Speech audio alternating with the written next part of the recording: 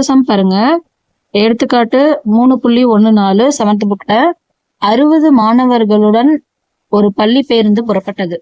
முதல் நிறுத்தத்தில் சில மாணவர்கள் இறங்கினார்கள்.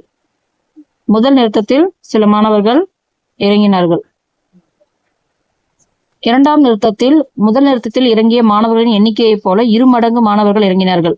மூன்றாம் நிறுத்தத்தில் 6 மாணவர்கள் இறங்கிய பிறகு பேருந்தில் 3 மாணவர்கள் மட்டுமே இருந்தனர். ஏனில் முதல் நிறுத்தத்தில் இறங்கிய மாணவர்களின் எண்ணிக்கை ஃபர்ஸ்ட் நிறுத்தத்துல எத்தனை பேர் இறங்கினாங்கன்னு நமக்கு தெரியாது.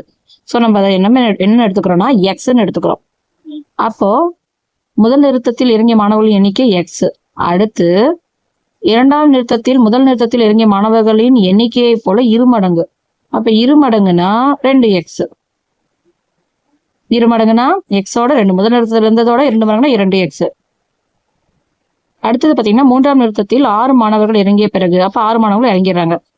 மீதி பஸ்ஸுக்குள்ள எத்தனை பேர் இருக்காங்க? 3 பேர் இருக்காங்க. அப்ப இது எல்லாம் டோட்டலா சேர்த்துனவங்க தான் எத்தனை பேரு? 60 பேர் அப்படிங்கிறாங்க. இதுல என்ன கேள்வி? முதல் நிறுத்தத்தில் இறங்கிய மாணவர்களின் எண்ணிக்கையை காண்கன்னு கேட்கறாங்க. சோ நம்ம என்ன பண்றோம்? இதை சால்வ் பண்றோம். அப்போ எக்ஸ் எல்லாம் ஒன்னா கூட்டுறோம். எக்ஸ் பிளஸ் 1x அர்த்தம். 1x plus 2x 3x plus இங்க என்ன வரும்? 6 3 9 ஈக்குவல் டு 60ன்னு வரும். ஸோ இந்த 3x மட்டும் இங்க வச்சுக்கிட்டு 60 ஈக்குவல் டு 60 பிளஸ் 9 அங்க வந்துச்சுன்னா -9. ஸோ 60ல 9 போயிடுச்சுன்னா எத்தனை வரும்? 51. இங்க 3x.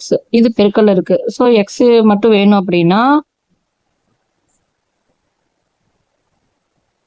எக்ஸ் ஈக்குவல் டு 51/3 அப்படின்னு வரும். இது மூணாவது வாய்ப்பாடுல 1 3 3 மீதி 2 7 3 21. அப்ப எக்ஸ் ஈக்குவல் டு என்ன வருது? 17. அப்ப முதல் நிறுத்தத்தில் எத்தனை பேர் இறங்கியிருப்பாங்க? 17 பேர் இறங்கியிருப்பாங்க. ஸோ இது டிஎன்பிஎஸ்சில கேட்ட கொஸ்டின். நெக்ஸ்ட் சம் பார்ப்போம்.